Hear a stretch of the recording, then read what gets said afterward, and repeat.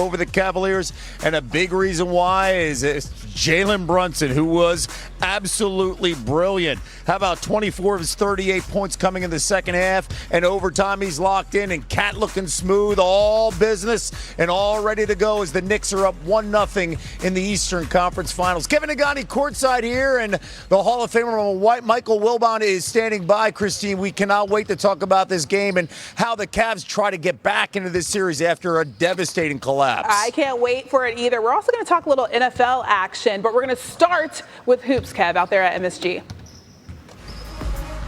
And let's talk about what the Cavs did and what they didn't do, and that was play offense or defense in the final 7:40 when they had a 22-point lead in the fourth quarter.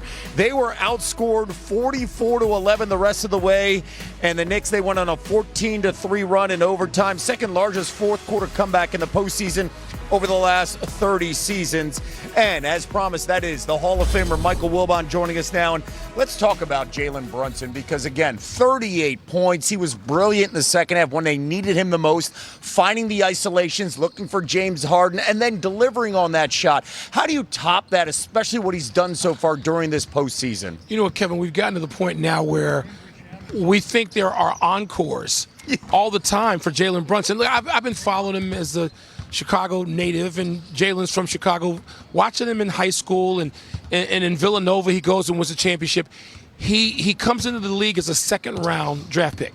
His foundation is called second round. So if you think he doesn't have a chip on his shoulder about that even now. So he comes in the league, he proves himself with Dallas, but nobody thinks he's going to wind up being anything more than a rotation player, maybe a starter, maybe he makes an all-star team, and instead he winds up being one of the most clutch players of now this generation.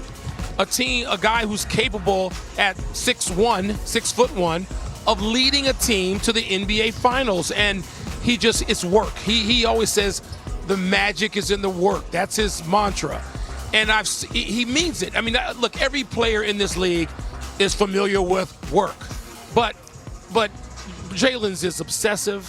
If you're supposed to make 1,000 jump shots in practice, he's going to make 2,000. That's how he's made himself self-made. Largely. There's some talent there. Yes, he grew up in the game. His father, Rick's a longtime assistant and played in the league himself. But he made himself this guy. And the Knicks, I don't even know if the Knicks knew what they were getting when they got him, but they're certainly grateful they have him. They got a guy who's not afraid of the moment, averaging 26 points in this postseason, by the way. Okay, you have covered many series. Maybe too many. In your career. You have seen collapses before. But what we saw 2 nights ago on this floor, up by 22 points with 7:40 to go, how did the Cavs recover, not so much just for the series, but for tonight? Kevin, they have, first of all, the psychological work that had to go on, in the 48 hours since. We've heard a lot of conversation about what was said about James Harden and to James Harden by the head coach and the full staff. But look, they've got something to recover from that's very difficult because they're not at home doing this. They're on the road. It was a complete and utter collapse, historic in terms of there's never been one like it in terms of the way that play-by-play era is measured since 1970. So, to me, they've got to come out and get into this game immediately, and certain people have to be in it, and Donovan Mitchell has to be chief among them. Late in the game, he was so strangely inactive, just sort of walking up the right side of the floor while James Harden dribbled up the left side of the floor, that a lot of us thought he was injured, right? He wasn't. Apparently, we have heard nothing about that since. Donovan Mitchell's a guy who can put up 50 in playoff games. We've seen him do it. So guess what? I'm not saying he needs to have 50, but he's got to be active and involved. And speaking of Jalen Brunson, they have to hunt Jalen Brunson a bit. That has happened. We've seen that. Atlanta had a little bit of success with that early in the playoffs. So the Cleveland Cavaliers are going to have to perhaps borrow a page from that. And Donovan Mitchell would seem to be the guy who has to be on the long end of it. Okay, let's continue the conversation. Let's talk about the Western Conference Finals and what we saw last night. The Thunder, they even up the series. Game 3 goes to San Antonio tomorrow night. Victor Wembanyama held. I'm just going to say held. Held to 21 and 17. What do you expect to see from him? Because we saw the physicality come out from the Thunder, a completely different game plan with Hartenstein up against Wembanyama in Game 2. Victor Wembanyama is so charismatic, right? And he seems like such a gentle soul when he's at the microphone, and he's, eloquent a lot of the times. And it doesn't reveal this other thing that everybody now knows he has, who's close to the game, and that is like almost a vengeful streak in him. I mean, there's something that is Bird and Jordan-like, and Isaiah Thomas, and Kobe, yes, the great players of previous generations. He's got that, and I think that he's angry and he's worked himself into some sort of lather, or will have by tomorrow night, and we're going to see a guy. And I don't want to get into statistical predictions. We're going to see somebody who's going to have a profound impact on the game. Also, what's going to have an impact is the officials are not going to be calling tomorrow night's game like they called last night's game. Hartenstein is not going to be able to just bump and grind all the way down the floor, hold, grab. He did what he should do. He did what he can do on his home floor.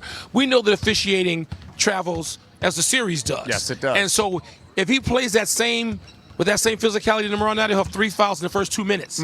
That's not going to happen. Message will be sent. Yeah, Victor Wembanyama, I would, if there's an over-under on his free throws, I'd say about 12 or so. But I think that, seriously, I think we're going to see somebody who's in just sort of full activation mode tomorrow night against OKC. As people say, well, who's got control of the series? Well, nobody right now. Nobody. But that's what tomorrow night Game 3 is for. And you know what? It could be attrition, too. That could be the storyline because of Dylan Harper and the unknown status of Jalen Williams, both key guys. So more pressure on Shai Gilgeous, who had 30 points, and Wembanyama heading into Game 3. Of course, that is in San Antonio. The great Michael Wilbon, thank you so much for joining us. Kevin, Landry Shamet, hey, you never know when your name's called. So you got to get your shots. That's in. his spot. Yes. And maybe he's going to have the Garden bounce like we saw late in that Game 1. He was fantastic. 3 for 3 from three-point range. A big reason why the Knicks are up 1-0 in the Eastern Conference Finals. Much more.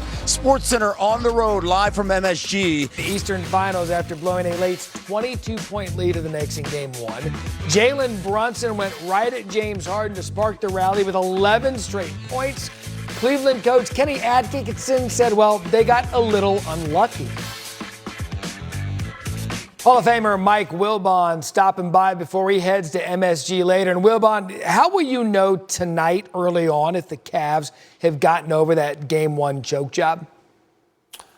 Matt, if Cleveland is not down by 20 at the end of the first quarter, I'll say game on. These guys have gotten past what happened Tuesday night in Game 1. Now, I think keeping it close early will be important because, listen, as you walk around Manhattan and as you interact with people inside or outside the industry, pretty much everybody not in the Cleveland traveling party thinks the Knicks are going to win this thing in a rout because nobody really believes yet that Cleveland's going to be emotionally recovered in time to sort of get in position to win this game in any way, shape, or form. Forget about a large lead like they had in Game 1. So the other telltale to me will be Donovan Mitchell. If he's doing something other than walking up the right side of the court and being a decoy, which he seemed to be late in Game 1, you're like, wait a minute. Here's a guy who can score 50 in a playoff game. We've seen him do it. And he had 29 in this game, though nothing in the last 8.5. Donovan Mitchell, where is he and what's going on? Because he ought to be instrumental in doing some of the things that if you think you're going to exploit the Knicks, you might go at Mr. Brunson instead of just let him come at you. Because Atlanta did that sort of successfully for a minute and a half in the first series against Jalen Brunson. You think that Donovan Mitchell and Cleveland will do that tonight because they're going to need something to ignite them and get them going that they can count on. And you would think Donovan Mitchell needs to be that something. I'm with you. First quarter and a half of this one, you'll know immediately if they've gotten rid of whatever got them the other night. All right, I want to head west for number 2. out of starting 5. Thunder got 30 points from MVP Shai Gilgeous-Alexander to beat the Spurs 122-113, and even the West Finals at 1 apiece.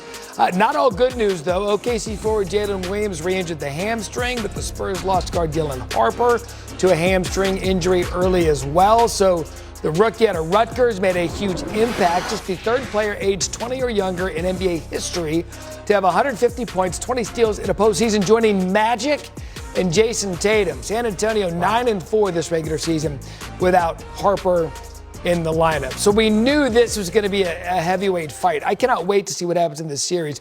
What's the most important thing you've learned through the first 2 games of the Western Conference Finals? Wow, I think we're all like looking for clues, right, on what Oklahoma City is going to do to deal with Victor Wembanyama. And it might be that. It might be from last night with Hartenstein out there, and Chet was still in a complimentary role when it came to confronting him. You're going to have to confront Wembanyama. You can't just sort of give him space. I know the game will be officiated differently games in San Antonio, but size, Matt, to me, you need size. And I'm not saying that the wings don't have a place in dealing with Victor, because everybody has a place, and you're going to have to throw all the pitches in your arsenal at Wembanyama at some point. But you got to start, to me, with size, and more size, and that will include the other Jalen Williams. It will include him as well at 6'9", 260 pounds or whatever it is. They're going to need that size to deal with Wemby. So let's see how it goes in Game 3. And will they be that physical again? They were really physical last night, and you knew that was going to be the mission, number one, to stopping Victor Wembanyama, which most people cannot do. We can't stop you from going to the Garden either. Enjoy the game tonight, sir. Appreciate you making time. Can't wait to get there. Thanks, Matt. Off the NFL.